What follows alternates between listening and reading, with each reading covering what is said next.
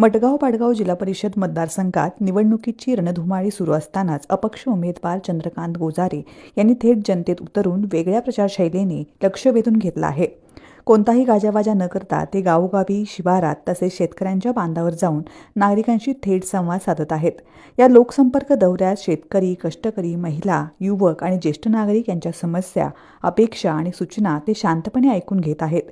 शेतीसाठी पाणीपुरवठा, रस्त्यांची दुरावस्था, शिक्षण आणि आरोग्य सुविधा, रोजगाराचे प्रश्न अशा जिव्हाळ्याच्या विषयांवर त्यांनी नागरिकांशी सखोल चर्चा केली.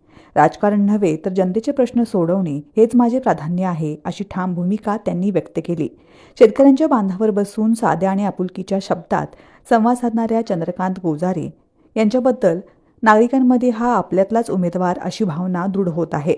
अपक्ष उमेदवार असूनही मिळणारा उत्स्फूर्त प्रतिसाद आणि वाढता पाठिंबा सध्या संपूर्ण मतदारसंघात चर्चेचा विषय ठरत आहे.